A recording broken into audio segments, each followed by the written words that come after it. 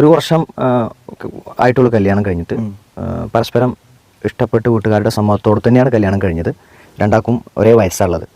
പരിചയപ്പെട്ടു.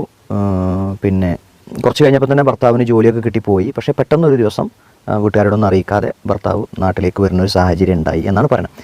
അപ്പോൾ അതിൽ നിന്ന് ചുരുക്കി പറയണത്, ഇവരുടെ ഈ പ്രണയകാലത്തോ പഠനകാലത്തോ ഒന്നും ഭർത്താവിനൊരു മെൻ്റൽ ഡിസോർഡർ ഉണ്ടായിരുന്നു എന്നറിയില്ല. ഒരു ബൈപോളാർ ഡിസോർഡർ ആണെന്നാണ് ഈ പറയുന്നത്. ഇപ്പോൾ പിന്നെ ഭർത്താവിന് ഇങ്ങനെ ഈ ഒരു അവസ്ഥയെ, ടെൻഷൻ ഇല്ലാത്ത അവസ്ഥ ഇങ്ങനെ കൊണ്ടുപോയാൽ എന്ത് ചെയ്യും, ഭർത്താവിന് പ്രശ്നമൊന്നും ഉണ്ടാവില്ല എന്നാണ് ഡോക്ടർമാരൊക്കെ പറയുന്നത്. പക്ഷേ എന്ത് ചെയ്തിട്ടില്ല, വീട്ടുകാർ ഇതിൻ്റെ മുമ്പോ കല്യാണത്തിൻ്റെ അന്വേഷണ സമയത്തോ വീട്ടുകാർ തമ്മിൽ സംസാരിക്കുന്ന സമയത്തോ ഒന്നും ഇങ്ങനെ ഒരു പ്രശ്നമുള്ളതായിട്ട് വീട്ടുകാർ പറഞ്ഞിട്ടുമില്ല. അപ്പോൾ വഴക്കുകളൊന്നും ഇല്ലാതെ ഇങ്ങനെ കൊണ്ട് നടക്കണം എന്നാണ്. പക്ഷേ ഇവരിപ്പോൾ കുറച്ച് കാലമായിട്ട് ഇവരുടെ വീട്ടിൽ തന്നെയാണ്. വീട്ടുകാരെന്ത് ചെയ്യുന്നില്ല, അങ്ങോട്ട് പോകാനോ ഒന്നും സമ്മതിക്കണില്ല. ഭർത്താവിനാണെങ്കിൽ ഇവരോട് വലിയ ഇഷ്ടമാണ്. ഇവർക്ക് അങ്ങോട്ടും ഇഷ്ടത്തിന് കുറവൊന്നുമില്ല. പക്ഷേ ഇപ്പോഴും ഇങ്ങനെ ഭർത്താവ് മെസ്സേജ് അയച്ചുകൊണ്ടിരിക്കുന്നുണ്ട്, വീട്ടിലേക്ക് വരണം എന്നൊക്കെ പറയുന്നുണ്ട്. ഇപ്പം ഇനി എന്താണ് ചെയ്യേണ്ടതെന്നുള്ളതിൽ വലിയൊരു സങ്കടത്തിലാണുള്ളത്. ഇത് സത്യത്തിൽ നമുക്കൊരു വലിയ തെളിവാണ് ഇന്നത്തെ നമ്മുടെ ഈ ചർച്ചയിൽ, പ്രേമത്തിൻ്റെ ചർച്ചയിൽ. എന്താ തെളിവെന്ന് വെച്ചാൽ, ഈ പ്രേമിക്കുന്നവർ പറയുന്ന വലിയൊരു ന്യായമാണെന്ത്, നമുക്ക് ഒരു പരിചയമില്ലാത്ത ഒരാളുടെ കൂടെ ഒരു ദിവസം ജോയിൻ ചെയ്യുകയാണല്ലോ അറേഞ്ച്ഡ് മാരേജിലുള്ളത്. എന്നാൽ പ്രേമവിവാഹം എന്ന് പറഞ്ഞാൽ നമുക്ക് പരിചയപ്പെട്ട ഒരാളുടെ കൂടെ പോവുകയല്ലേ. ഇതാണ് ഈ പരിചയത്തിൻ്റെ അവസ്ഥ. ഇപ്പോൾ ഈ ബൈപോളാർ മാനസികമായ ഒരു വലിയ പ്രശ്നം, മെഡിസിൻ ഉപയോഗിക്കുന്ന ഒരു വ്യക്തിയാണ് ഇദ്ദേഹം എന്നത് ഈ പെൺകുട്ടിക്ക് മനസ്സിലാക്കാൻ കഴിഞ്ഞില്ല. അപ്പോൾ നമ്മുടെ വിവാഹത്തിന് പ്രതികൂലമോ അനുകൂലമായ ഒരു കാര്യവും പ്രേമിക്കുന്നവർക്ക് പരസ്പരം മനസ്സിലാക്കാൻ പറ്റില്ല. കാരണം അവരൊരു ഭാഗികമായ ജീവിതമാണ് നയിക്കുന്നത്. അതുകൊണ്ട് അവർ തമ്മിൽ കാണാത്ത കുറേ സമയങ്ങളിൽ എന്തുണ്ട്, അവർ മറക്കാപ്പുറത്താണ് ജീവിക്കുന്നത്. പിന്നെ ഈ ബന്ധത്തിന് തകരാറ് പറ്റാവുന്ന ഒരു കാര്യവും അവർ പുറത്തു കൊണ്ടുവരില്ല, മറച്ചു വെക്കും. അതുകൊണ്ട് നമ്മൾ ഈ കാണുന്നതാണ് ഇയാൾ അല്ലെങ്കിൽ കാണുന്നതാണ് ഇവൾ എന്ന് വിശ്വസിച്ചിട്ടാണ് പല ആളുകളും വിവാഹിതരാവുന്നത്. വിവാഹം കഴിയുന്നതോട് കൂടെ എന്ത് ചെയ്തു, ഈ ഭാഗികമായ സഹവാസം എന്താണ്, സമ്പൂർണമായ സഹവാസത്തിലേക്ക് മാറും. അപ്പോൾ ഇയാൾ കഞ്ചാവ് ഉപയോഗിക്കണം അപ്പോൾ മനസ്സിലാവും, അപ്പോൾ പിടിക്കും.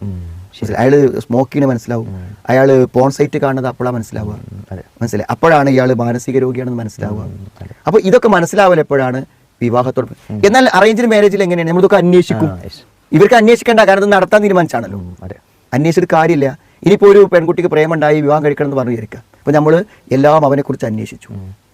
നമ്മളിപ്പോൾ പിന്നെ പോലീസ് സ്റ്റേഷനിൽ അവന് കഞ്ചാവ് കേസിൽ അകപ്പെട്ട ആളാന്ന് പറഞ്ഞാൽ അതിൻ്റെ FIR കൊണ്ടേ കൊടുത്താൽ പോലും ഇവള് പറയുന്നത് ആയിരിക്കാം, പക്ഷേ എനിക്കത് ശരിയാക്കി എടുക്കാൻ കഴിയുമെന്നേ അവൾ പറയും. അപ്പോൾ അതുകൊണ്ട് അന്വേഷണങ്ങൾ കാര്യമില്ല. എന്നാൽ പിന്നെ അറേഞ്ച്ഡ് മാരേജിലോ അന്വേഷണങ്ങളിൽ ഒരു പ്രതികൂലാവസ്ഥ ഉണ്ടെങ്കിൽ എന്താ ഉണ്ടാവുക, കല്യാണം മുന്നോട്ട് പോകില്ല. അവൻ്റെ വ്യക്തിത്വം, അവൻ്റെ സ്വഭാവം, അവൻ്റെ മതപരമായിട്ടുള്ള കാര്യങ്ങൾ, അവിടെ സാമ്പത്തിക നില, അവിടെ വീട്, അവിടെ ബന്ധുക്കൾ, അവൻ്റെ ജോലി, വയസ്സ് എല്ലാം നോക്കൂലേ. ഇതൊന്നുമില്ലല്ലോ. ഇനി എന്ത് പ്രതികൂലം കണ്ടെത്തിയാലും അവർക്ക് ഒന്നിച്ച് ജീവിക്കണം എന്നുള്ളതാണ് വരിക. അപ്പോൾ അതാണ് ഇതിലെ ഒരു പ്രശ്നം. പിന്നെ നമ്മൾ സാധാരണ പറയുന്നൊരു പ്രയോഗമുണ്ട്, അതും ഈ ചോദ്യം വായിച്ചപ്പോൾ എൻ്റെ മനസ്സിൽ വന്നു. അതായത് പ്രേമം എന്നുള്ളൊരു തെറ്റാണല്ലോ. ഏത് തെറ്റിനും ഒരു ദുരന്തം നമ്മളെ കാത്തിരിക്കുന്നുണ്ടാവുമല്ലോ. അപ്പോൾ പ്രേമം എന്നതിൻ്റെ ശിക്ഷയാണ് എന്ത്, ഈ വിവാഹം എന്നത്. ഇത് നമ്മൾ പ്രേമം എന്ന ഒരു അവിഹിതം ചെയ്താൽ അത് സ്വാഭാവികമായും ഒരു വിവാഹത്തിൽ എത്തിച്ചേരും. ആ വിവാഹം വിജയിക്കില്ല. അപ്പോൾ ആജീവനാന്തം ഒരു പരാജയപ്പെട്ട വിവാഹം അനുഭവിക്കുക എന്നതാണ് പല അവിഹിത ബന്ധങ്ങൾക്കും പ്രേമങ്ങൾക്കും വിധിച്ച ഇവിടുത്തെ ശിക്ഷ എന്ന് നമുക്ക് തോന്നും. കാരണം അതാണ് ഇപ്പോൾ ഈ കുട്ടി അനുഭവിക്കണം. കാരണം അവൾ അത്രയും വാശി പിടിച്ച് ഒരു സമപ്രായക്കാരനെ വിവാഹം കഴിച്ച് മുന്നോട്ട് പോകണം. ഇനി അവൾ എന്ത് ചെയ്യണം, ഇങ്ങനത്തെ ഒരു മാനസിക അസ്വസ്ഥത ഉള്ള ഒരാളെ എന്ത് ചെയ്യണം, തൽക്കാലം പരിഗണിച്ച് മുന്നോട്ട് പോകണം. അവനെ വേർപ്പെടാൻ അവനോടുള്ള സഹതാപം അവളെ അനുവദിക്കുന്നില്ല, ആ പ്രേമവും ബന്ധവും അനുവദിക്കുന്നില്ല. അങ്ങനെ മുന്നോട്ട് പോവുകയാണ്. അപ്പോൾ നമ്മളിപ്പോൾ ഇപ്പോൾ നമ്മൾ ഇവരെ കാണുന്നത് ഭാര്യ ഭർത്താക്കന്മാരായിട്ടാണ്. കാരണം ലീഗലായിട്ടും മതപരമായി വിവാഹിതരല്ലേ. അതുകൊണ്ട് നമ്മളിപ്പോൾ ഒരു പഴയ പ്രേമം ഇപ്പം എന്തില്ല, നമ്മൾ ഇതിലൊരു മറുപടി പറയുമ്പോൾ നമ്മൾ ചർച്ചയ്ക്ക് എടുക്കൂല. പിന്നെ നമ്മളിത് പറഞ്ഞത് എന്തിനാ വെച്ചാൽ, ഒരു പ്രേമത്തിൻ്റെ അനന്തര ഫലങ്ങളെ മനസ്സിലാക്കാൻ ഒരു കൃത്യമായൊരു അനുഭവം നമ്മുടെ മുന്നിൽ വന്നു. ഇപ്പം നമ്മളിവിടെ കാണുന്നത് ലീഗലായി വിവാഹം കഴിഞ്ഞ ആൾക്കാരാണ്. ഇപ്പോൾ വിവാഹത്തിൽ മുന്നോട്ട് പോകുമ്പോൾ ഉണ്ടായ ഒരു ദാമ്പത്യ പ്രശ്നമായിട്ടാണ് ഇത് നമ്മൾ കാണുന്നത്. അപ്പോൾ നമ്മളതിനെ എങ്ങനെ പരിഹരിക്കാം? ഒരാൾക്ക് എന്തെങ്കിലും അസുഖങ്ങളോ ബുദ്ധിമുട്ടുകളോ ഉണ്ടെങ്കിൽ അയാളെ ഇട്ട് നിങ്ങൾ ഉപേക്ഷിച്ച് പോകണമെന്ന് നമ്മൾ എന്തായിരുന്നാലും ഒരു ദാമ്പത്യ വിഷയത്തിൽ അഡ്വൈസ് ചെയ്യൂലല്ലോ. ഇപ്പൊ ഇവൾക്കാണ് അസുഖമെങ്കിൽ അയാൾ എന്ത് തീരുമാനിക്കണം? ഈ ബൈപോളർ പ്രശ്നം ഇവൾക്കാണെങ്കിൽ അയാൾ എന്ത് തീരുമാനിക്കണം?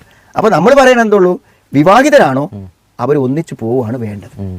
ഒന്നിച്ചു പോവാൻ ഒരു നിവൃത്തിയും ഇല്ലാതാകുമ്പോൾ അത് സ്വാഭാവികമായി വഴി പിരിയും. ഇപ്പൊ നമ്മൾ ആരെയും അഡ്വൈസ് ചെയ്യേണ്ടതില്ല.